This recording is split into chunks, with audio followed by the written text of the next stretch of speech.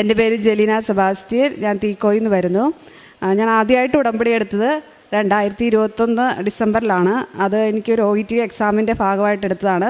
അത് ഞാൻ പാസ്സായി. ഈ ആൾക്കാരെ വന്നതിന് ഞാൻ സാക്ഷ്യം പറഞ്ഞായിരുന്നു. അതിനുശേഷം ഞാൻ UK പോയി. എനിക്ക് എൻ്റെ മൂത്ത മോന് 5 വയസ്സുണ്ട്. അപ്പം രണ്ടാമതൊരു കുഞ്ഞ് വേണമെന്ന് എനിക്ക് ആഗ്രഹമുണ്ടായിരുന്നു. പക്ഷെ ഞങ്ങൾ ഒരുമിച്ചല്ലായിരുന്നു. അതുകൂടാതെ തന്നെ എനിക്ക് ഫൈബ്രോയിഡിൻ്റെ ഇഷ്യൂസ് ഉണ്ടായിരുന്നു. സിവിയർ ബ്ലീഡിംഗ് ഒക്കെ ആയിട്ട് എനിക്ക് ഒരു തവണ ഒരു സർജറി വരെ ചെയ്തതാണ്. അതിനുശേഷം ബ്ലീഡിങ് പിന്നെയും കണ്ടിന്യൂ ചെയ്യുന്നതുകൊണ്ട് ഡോക്ടർ എനിക്ക് ടാബ്ലറ്റ് കുറിച്ച് തന്നു. അപ്പം ആ സമയത്തൊന്നും എനിക്ക് പീരീഡ്സ് ആകുന്നില്ല. അത് കഴിഞ്ഞിട്ട് ശേഷം ഞാൻ UK പോയി. അത് കഴിഞ്ഞ് കഴിഞ്ഞ വർഷം ഞാൻ 2 വർഷമായി UK പോയിട്ട് കഴിഞ്ഞ വർഷം ഞാൻ ലീവിന് വന്നപ്പോൾ ഉടമ്പടി പുതുക്കണം, ആദ്യമായിട്ട് എനിക്ക് നിയോഗം വെക്കേണ്ട ഒരു കുഞ്ഞിനെയാണ് എന്നൊക്കെ ആഗ്രഹിച്ചാണ് ഞാൻ വന്നത്. ഞാനിവിടെ വന്ന് ഉടമ്പടി പുതുക്കി. പക്ഷെ ഞാനൊരു കുഞ്ഞ് വേണമെന്നുള്ള നിയോഗം എഴുതിയില്ല. എന്തുകൊണ്ട് എഴുതിയില്ല എന്ന് അന്ന് എനിക്ക് മനസ്സിലായില്ല. അതിനുശേഷം ഞാൻ തിരിച്ച് ഹസ്ബൻഡിനെയും കുഞ്ഞിനെയും കൂട്ടി UK പോയി. അപ്പോൾ ഞങ്ങൾക്കൊരു പ്ലാൻ ഉണ്ടായിരുന്നു, കുറച്ച് ആൾ കഴിഞ്ഞ് കുഞ്ഞ് മതി എന്ന്. പക്ഷേ ഉടമ്പടി നിയോഗത്തിൽ ഞാൻ എഴുതിയിട്ടുമില്ല. കാര്യം ഞാൻ പിന്നെ ആകെപ്പാടെ മറന്നുപോയി. പിന്നെ ചെന്ന് 2 മാസം കഴിഞ്ഞിട്ടും എനിക്ക് പീരീഡ്സ് ആകാത്തതിനാൽ ഞങ്ങൾ ഓൾറെഡി പ്ലാൻ ഉണ്ടായിരുന്നു, ഞങ്ങൾക്ക് കുഞ്ഞ് വേണ്ട, ഇപ്പോൾ വേണ്ട, ഞങ്ങൾ ചെല്ലുന്നതേ അല്ലേ ഉള്ളൂ എന്നുണ്ടായിരുന്നു. അപ്പം 2 മാസമായിട്ടും പീരീഡ്സ് ആകാഞ്ഞോട് വെറുതെ ഞാൻ ടെസ്റ്റ് ചെയ്തു. പിന്നെ ഞാൻ ആഗ്രഹിച്ചു എനിക്കൊരു കുഞ്ഞ് വേണം, മാതാവിനോട് ഞാൻ ആഗ്രഹിച്ചതാണ്, പക്ഷേ എഴുതിയിട്ടില്ല. അപ്പം അതിനുശേഷം ഞാൻ ടെസ്റ്റ് ചെയ്തപ്പോഴത്തേക്ക് ഞാൻ പോസിറ്റീവ് ആയിരുന്നു. അപ്പോഴാണ് എനിക്ക് മനസ്സിലായത് ഞാനിവിടെ ഉടമ്പടി എടുക്കാൻ വന്ന സമയത്ത് തന്നെ ഞാൻ പ്രഗ്നൻ്റ് ആയിരുന്നു. മാതാവ് എൻ്റെ ആഗ്രഹം അറിഞ്ഞു തന്നെ എനിക്കൊരു കുഞ്ഞിനെ തന്നു. ആ മോനാണിത്. അവനിപ്പോൾ 9 മാസമായി, വളരെ സുഖമായിട്ടിരിക്കുന്നു. പിന്നെ രണ്ടാമത് എൻ്റെ ഡെലിവറിയുടെ സമയത്ത് അവിടെ എനിക്ക് വീട്ടുകാരെയൊന്നും കൊണ്ടുപോകാൻ പറ്റിയില്ല. അപ്പം 72 hours കഴിയുമ്പോൾ അവർ ഡിസ്ചാർജ് ആക്കുകയും ചെയ്യും. പക്ഷേ എനിക്ക് ലാസ്റ്റ് ഡിസ്ചാർജിൻ്റെ സമയമായപ്പോൾ ഭയങ്കര അബ്ഡോമിനൽ പെയിനും സിവിയറായിട്ട് വൊമിറ്റിങ്ങും കോൺസ്റ്റിപ്പേഷനൊക്കെ ഉണ്ടായി. അപ്പോൾ അവർ പറഞ്ഞു കോൺസ്റ്റിപ്പേഷനാണെങ്കിൽ വയറ്റിന് പോകാതെ ഡിസ്ചാർജ് ചെയ്യത്തില്ല എന്ന് പറഞ്ഞ്. അപ്പം രാത്രികളിലൊന്നും ആരും കൂടെയില്ല. ഹസ്ബൻഡിനെ പോലും ഞങ്ങളുടെ ട്രസ്റ്റിൽ കൂട്ടി കയറ്റത്തില്ല. അപ്പോൾ ഞാനും കുഞ്ഞും പിന്നെ ഡോനേഴ്സുമാരുണ്ട്. പക്ഷേ എത്രയാണെങ്കിലും നമുക്കൊരു പരിധിയുണ്ട്. ആ സമയത്തൊക്കെ അമ്മ മാതാവ് എനിക്ക് കൂടെ ഉണ്ടായിരുന്നു. അതിനുശേഷം ഡോക്ടർ വന്ന് എന്നെ ചെക്ക് ചെയ്തിട്ട് പറഞ്ഞു ചിലപ്പോൾ ബവൽ ഒബ്സ്ട്രക്ഷൻ ആകാൻ ചാൻസ് ഉണ്ട്. കാരണം എനിക്ക് CS ആയിരുന്നു. അപ്പം ബവലിൽ ഏതെങ്കിലും പാർട്സ് ഒട്ടിപ്പിടിച്ചതോ അങ്ങനെയല്ലോ ആയിരിക്കാം.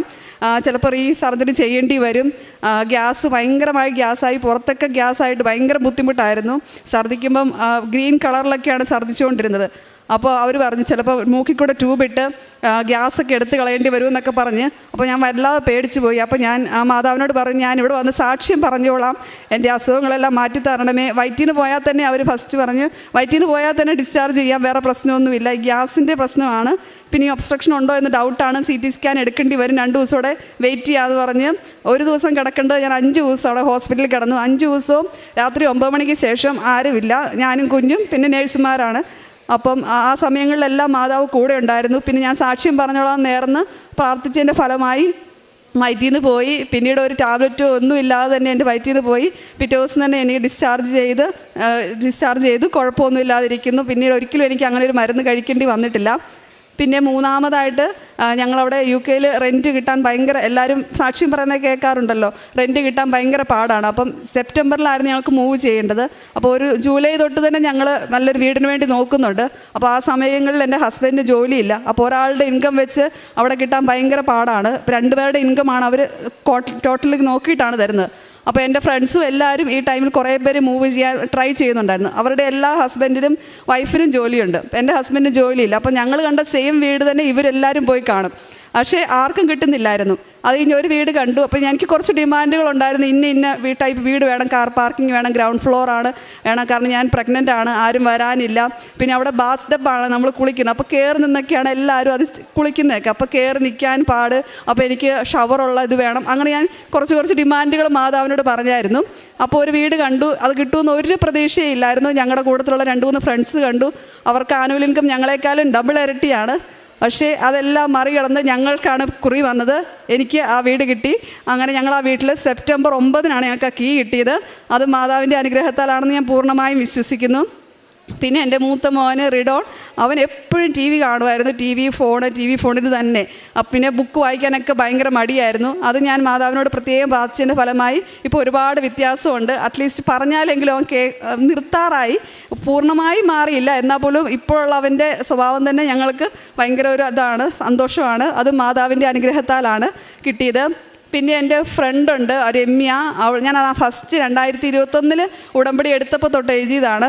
അവളുടെ ഹസ്ബൻഡ് കുവൈറ്റിലായിരുന്നു. അത് എന്തോ ഒരു വർക്ക് ഇഷ്യൂ കാരണം പുള്ളിക്കാരൻ ട്രാവൽ ബാൻഡായി അവിടുന്ന് വരാൻ പറ്റാത്ത അവസ്ഥയായി. ഒരു 5 വർഷത്തോളം അങ്ങനെയായിരുന്നു.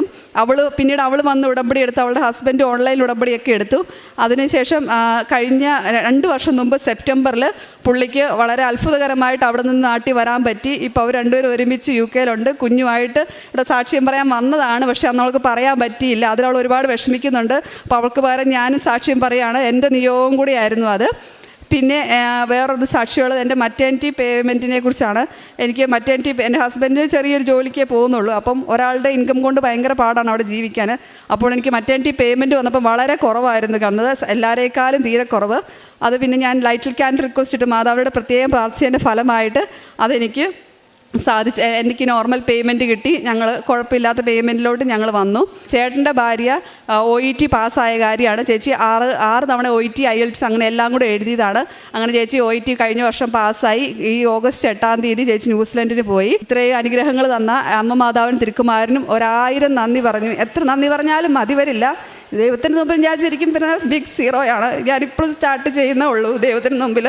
ഇനിയും എനിക്ക് 100% ദൈവത്തിലോട്ട് എത്തിപ്പെടണമെന്നാണ് എൻ്റെ ഏറ്റവും വലിയ ആഗ്രഹം. നിത്യതയ്ക്ക് വേണ്ടി ജീവിക്കണമെന്നാണ് എൻ്റെ ആഗ്രഹം. അതിനുവേണ്ടി ഞാൻ പ്രാർത്ഥിക്കുന്നു. പിന്നെ കാരുണ്യ പ്രവർത്തികളായിട്ട് വീട്ടിൽ കുറച്ച് പൈസ അയച്ചു കൊടുക്കും. പ്രത്യേകിച്ച് ആരെങ്കിലും വന്ന് എന്തെങ്കിലും ആവശ്യം പറഞ്ഞാലും വീട്ടിൽ നിന്ന് പറഞ്ഞ് പൈസയുടെ ആവശ്യം പറഞ്ഞാൽ ഞാൻ അയച്ചു കൊടുക്കാറുണ്ട്. പിന്നെ കുറച്ച് ഇംഗ്ലീഷ് പത്രങ്ങൾ ഞാൻ കഴിഞ്ഞ വർഷം വന്നപ്പോൾ കൊണ്ടുപോയായിരുന്നു. അതെല്ലാം ഞാൻ വളരെ താമസിച്ചാണ് സത്യം പറഞ്ഞാൽ ഞാൻ കൊടുത്തു തീർത്തത്. പക്ഷേ അത് കൊടുത്തു തീർത്തപ്പോൾ എനിക്ക് വലിയൊരു അനുഭവമാണ് ഉണ്ടായത്. പിന്നെ പൈസ സഹായങ്ങളും ചെയ്യാറുണ്ട്. പിന്നെ കുർബാന ഞാൻ കൂടുതലും ഓൺലൈനിലാണ് കാണുന്നത്. മറ്റെൻ്റെ ലീവും കൂടെ ആയതിനുകൊണ്ടും പിന്നെ ഞങ്ങൾക്ക് എല്ലാ ദിവസവും കുർബാന ഇല്ലാത്തത് കൊണ്ടും പറ്റുന്ന അവസരങ്ങളിൽ മാത്രമേ ഉള്ളൂ എനിക്ക് കുർബാനയ്ക്ക് പോകാൻ പറ്റാറുള്ളൂ. ഇത്രയൊക്കെയാണ് ഞാൻ ചെയ്യുന്ന കാരുണ്യ പ്രവർത്തികളും പ്രേക്ഷിത പ്രവർത്തനങ്ങളും. എല്ലാം തന്ന എൻ്റെ ദൈവമാതാവിനും തിരുക്കുമാരനും 1000 കോടി സ്തുതി നന്ദി പറയുന്നു. മറിയത്തിൻ്റെ സ്വസ്ത്രഗീതത്തിൽ പരിശുദ്ധ അമ്മ പറയുന്നുണ്ട്, അവിടുന്ന് തൻ്റെ താഴ്മയെ കടാക്ഷിച്ചു. പ്രിയമുള്ളവരെ, ദൈവസന്നിധിയിൽ വിനയപ്പെട്ടുകൊണ്ട് നമ്മളെ തന്നെ എളിമപ്പെടുത്തുമ്പോൾ ദൈവസന്നിധിയിൽ ഒരു വ്യക്തി സ്വീകാര്യനായി മാറും എന്നുള്ളതിൽ ഒരു സംശയവുമില്ല. നമ്മുടെ ജീവിതത്തിൻ്റെ കുറവുകളുടെ മേഖലയിൽ നിന്നുകൊണ്ട് ദൈവസന്നിധിയിലേക്ക് നമ്മളെ തന്നെ സമർപ്പിക്കുമ്പോഴാണ് ദൈവത്തിൻ്റെ സന്നിധിയിൽ നമ്മൾ സ്വീകാര്യരായിട്ട് മാറുന്നത്. നമ്മളുടെ മുൻപിൽ ജലീന സെബാസ്റ്റ്യൻ എന്ന സഹോദരി തൻ്റെ ഉടമ്പടി ജീവിത സാക്ഷ്യം പങ്കുവയ്ക്കുമ്പോഴും ഈ സഹോദരി പറയുകയാണ്, ദൈവത്തിൻ്റെ മുൻപിൽ ഞാൻ സീറോയാണ്. ഉടമ്പടി പ്രാർത്ഥന നൽകുന്ന വലിയ ബോധ്യവും ഇത് തന്നെയാണ്. കർത്താവിൻ്റെ സന്നിധിയിൽ നമ്മളുടെ കുറവുകളെ മനസ്സിലാക്കിക്കൊണ്ട് നമ്മളുടെ കുറവുകളെ മാറ്റിയെടുത്ത് കർത്താവിൻ്റെ നിറവിലേക്ക് നടന്നെടുക്കുവാനായിട്ടുള്ള വലിയൊരു അവസരമാണ് ഉടമ്പടി പ്രാർത്ഥന നമ്മുടെ ഓരോരുത്തരുടെയും മുൻപിൽ വെച്ച് നീട്ടുന്നത്. അതുകൊണ്ട് തന്നെ ഉടമ്പടി പ്രാർത്ഥനയിൽ പങ്കുചേരുമ്പോൾ നമ്മുടെ ജീവിതത്തിനെ ദൈവത്തിൻ്റെ പൂർണ്ണതയെ നോക്കിക്കൊണ്ട് നമ്മുടെ അപൂർണതകളെ മനസ്സിലാക്കുവാനായിട്ടും നമ്മുടെ അപൂർണതകളെ തിരുത്തി ദൈവത്തിൻ്റെ പൂർണ്ണതയിലേക്ക് നടന്നെടുക്കുവാനുമായിട്ടുള്ള വലിയ അനുഗ്രഹം ഉടമ്പടി പ്രാർത്ഥന നമുക്ക് തരുമ്പോൾ നമ്മളുടെ ജീവിതം കൂടുതൽ വിശുദ്ധീകരിക്കപ്പെടുന്നു, നമ്മൾ കൂടുതൽ പവിത്രീകരിക്കപ്പെട്ട മനുഷ്യരായിട്ട് മാറുന്നു. ആ വലിയ ബോധ്യത്തിലായിരുന്നുകൊണ്ട് നമ്മുടെ ഉടമ്പടി ജീവിതത്തെ മുന്നോട്ട് കൊണ്ടുപോകുവാനായിട്ട് നമുക്ക് പരിശ്രമിക്കാം. പ്രിയമുള്ളവരെ, ഈ സഹോദരിയുടെ ജീവിതത്തിൽ ചെറുതും വലുതുമായിട്ടുള്ള വലിയ അനുഗ്രഹങ്ങൾ പരിശുദ്ധ അമ്മ നൽകിയപ്പോൾ പരിശുദ്ധ അമ്മയ്ക്കും തിരുക്കുമാരനും നമുക്ക് നന്ദി പറയാം. ഈ കുടുംബത്തോട് ചേർന്ന് നിന്നുകൊണ്ട് ഇരു കരങ്ങളും അടിച്ച് നമുക്ക് ദൈവനാമത്തെ മഹത്വം